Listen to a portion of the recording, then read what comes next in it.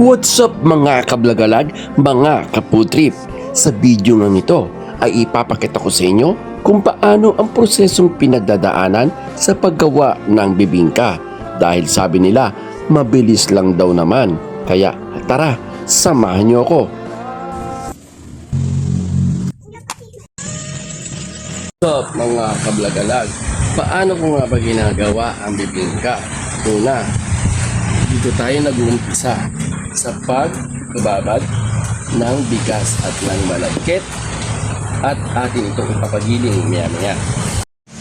At syempre, kailangan natin ng dahon ng saging dahil yun ang ginagamit natin sa pagluluto at paglalagyan ng ating mixture. Kaya umaga pa lang, nanguha na ako ng dahon ng saging kahit pa nga umuulan. Medyo maulan, pero kung hindi tayo magpapagiling, wala tayong ititinda. Kaya eto, gamit natin ang ating e-trike at magpapagiling tayo sa kabilang barangay. After 48 years, andito na tayo sa gilingan at papagiling.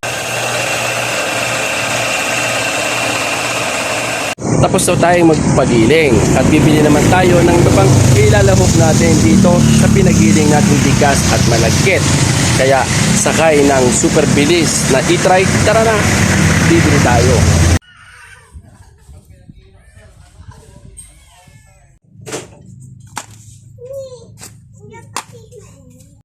Tapos na ako bumili ng gatas at ng asukal. Ngayon naman ay papunta ako sa susunod na barangay para bumili naman ng buko na ilalagay natin sa ating bibingka. Ito na nga yung molong buko na aking binili na ilalagay natin sa ating bibingka. At pagka-uwi, sinimulan na natin itong kayurin. At napalaban pa nga ako dahil habang nagkakayod ako, nasira pa yung pangkayod ko ng buko. Sinubukan ko pang ayusin pero wala rin nangyari, kaya kahit wala ng tangkay, diretso lang tayo sa pagkayod ng mga buko. Bolong buko pa naman ito, kaya't ito nga napalaban tayo ng gusto.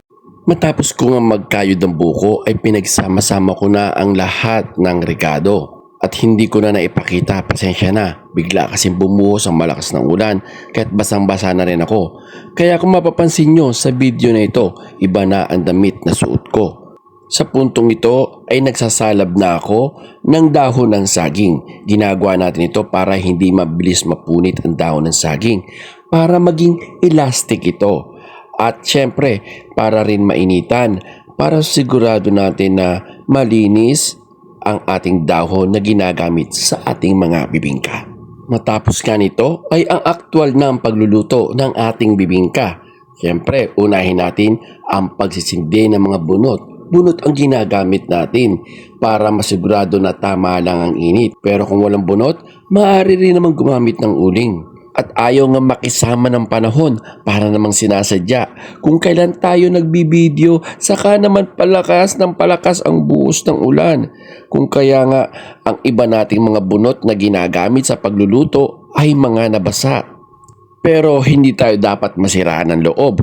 Okay lang yan, gagawa na lang natin ng paraan. Kaya alika, tuloy ang pagluluto ng ating bibingka.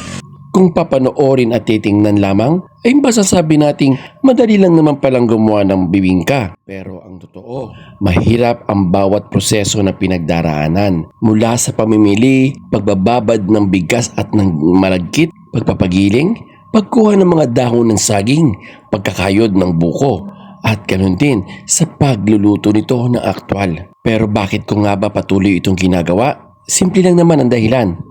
Dahil nais kong ma-preserve ang kultura na pinagkakakilanlan natin mga Pilipino. Dahil maging ang pagkain ay bahagi ng ating mga kultura at tradisyon mga Pilipino. Kaya tara, kumain tayo ng bibingka.